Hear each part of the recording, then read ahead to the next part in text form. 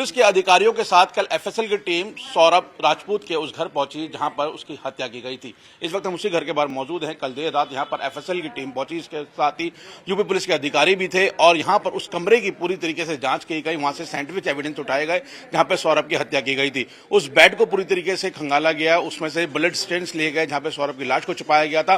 Bed के ऊपर जो सामान रखा हुआ था, जिसके अंदर मुस्कान का एक पर्स था, कुछ पेपर्स थे, इसके अलावा एक मिक्सी ग्राइंडर थे, जो मिक्सर ग्राइंडर था उसका इस्तेमाल इस मर्डर केस में हुआ या नहीं हुआ, उसको लेके जो साइंटिफिक एविडेंस है वो लिए गए हैं। जो अलमीरा थी, अलमीरा के बगल में वो नीला ड्रम रखा हुआ था, अलमीरा से स्टेन्स उठाए गए हैं। तो जहां जहां ब्लड स्टेन्स मिले हैं उनको वो उठाए गए हैं। इसके अलावा जितना भी वहां सामान था वहां से साइंटिफिक एविडेंस लेने की कल कोशिश की गई है। फिलहाल यूपी पुलिस की ये कोशिश है कि इस मामले में ज्यादा से ज्यादा सबूत जो हैं वो कलेक्ट किए जा सके, क्योंकि अभी तक इस मामले में जो दोनों आरोपी हैं साहिल या मुस्कान, उनसे पूछताछ नहीं की है, क्योंकि पुलिस का कहना है कि दोनों नशे के आदी थे। उनको नॉर्मल करने के लिए 15 से 20 दिन का वक्त लगेगा, उसके बाद ही उनके बयान लिए जा सकते हैं, जिससे वो सही सही पूरा कहानी बता सके कि आखिरकार इस हत्या की वजह क्या थी और किस तरीके से उन्होंने इस पूरे हत्याकांड को अंजाम दिया था।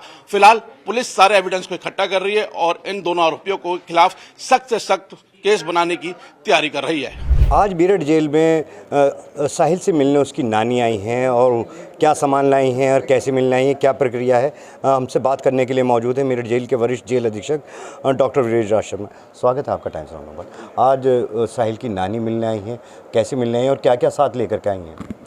जी, आप सही कह रहे हैं कि साहिल की नानी ने मुलाकात की पर्ची लगाई थी और जेल मैनुअल के अनुसार परिजन, मित्र, वकील आदि आदि पर्ची लगाते, निवेदन करते तो उनकी नियमानुसार मुलाकात कराई जाती है। आज साहिल की नानी ने पर्ची लगाई थी तो उसकी मुलाकात कराई जा रही है। फल और बिस्कुट पैक्ड जो हैं वो लाई थी, उनको नियमानुसार अन्य बंदियों की तरह लाने की अनुमति दी गई।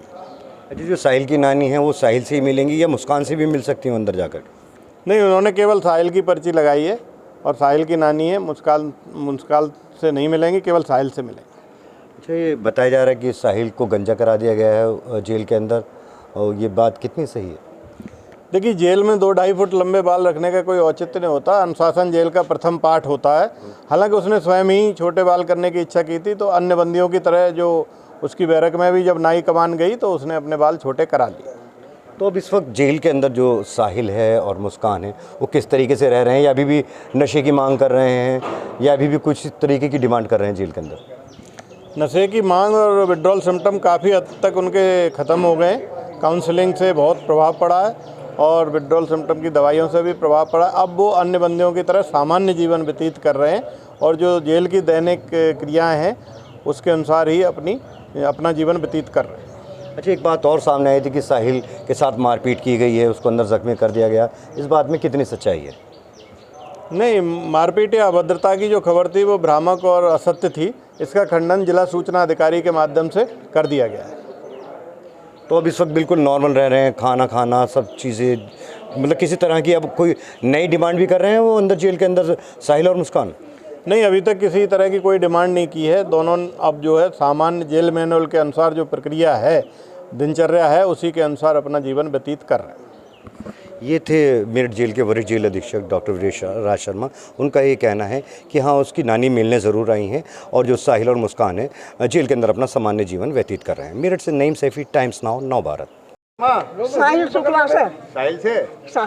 हाँ, याद आ रही थी साहिल की? हाँ। अच्छा, क्यों मिलना आई हो, क्या कहना बताओ? कहना कुछ नहीं है, मिल जाऊँ, कुछ कहेगा वो है, वो नंगा है, कपड़े उपड़े दे जाऊंगी और क्या, कुछ नहीं। आप कह रही थी ना कि मैं उसके साथ नहीं हूँ, लेकिन मैं मिलने आई हूँ बस। मैं ये नहीं कह रही साथ नहीं हूँ या क्या है, ये मुझे कुछ नहीं पता, मिलने आई हूँ।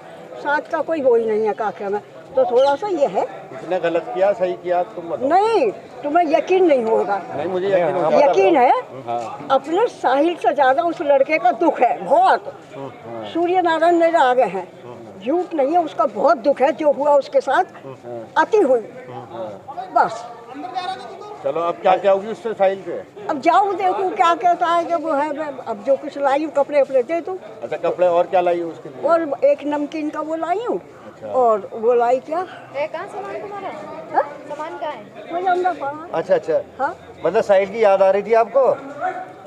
अरे मिलना तो था ही थे।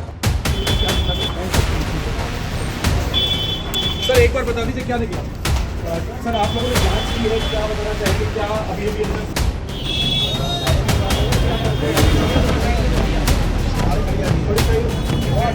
रास्ता बनवा दो।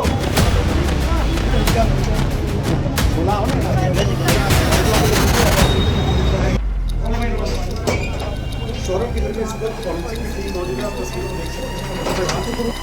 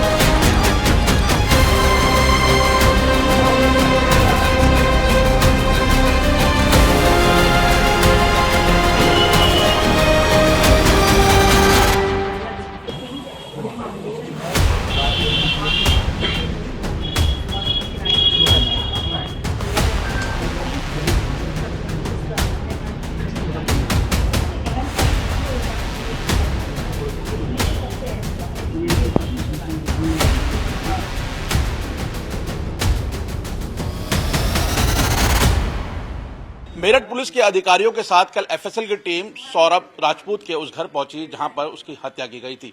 इस वक्त हम उसी घर के बाहर मौजूद हैं। कल देर रात यहां पर एफएसएल की टीम पहुंची, इसके साथ ही यूपी पुलिस के अधिकारी भी थे और यहां पर उस कमरे की पूरी तरीके से जांच की गई। वहां से साइंटिफिक एविडेंस उठाए गए जहां पर सौरभ की हत्या की गई थी। उस बेड को पूरी तरीके से खंगाला गया, उसमें से ब्लड स्टेन्स लिए गए जहां पर सौरभ की लाश को छुपाया गया था।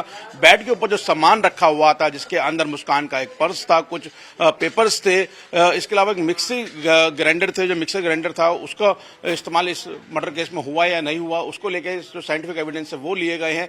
जो अलमीरा थी, अलमीरा के बगल में वो नीला ड्रम रखा हुआ था, अलमीरा से स्टेन्स उठाए गए हैं। तो जहां जहां ब्लड स्टेन्स मिले हैं उनको वो उठाए गए हैं। इसके अलावा जितना भी वहां सामान था वहां से साइंटिफिक एविडेंस लेने की कल कोशिश की गई है। फिलहाल यूपी पुलिस की ये कोशिश है कि इस मामले में ज्यादा से ज्यादा सबूत जो हैं वो कलेक्ट किए जा सके, क्योंकि अभी तक इस मामले में जो दोनों आरोपी हैं साहिल या मुस्कान, उनसे पूछताछ नहीं की है, क्योंकि पुलिस का कहना है कि दोनों नशे के आदी थे। उनको नॉर्मल करने के लिए 15 से 20 दिन का वक्त लगेगा, उसके बाद ही उनके बयान लिए जा सकते हैं, जिससे वो सही सही पूरा कहानी बता सके कि आखिरकार इस हत्या की वजह क्या थी और किस तरीके से उन्होंने इस पूरे हत्याकांड को अंजाम दिया था। फिलहाल पुलिस सारे एविडेंस को इकट्ठा कर रही है और इन दोनों आरोपियों को खिलाफ सख्त से सख्त केस बनाने की तैयारी कर रही है।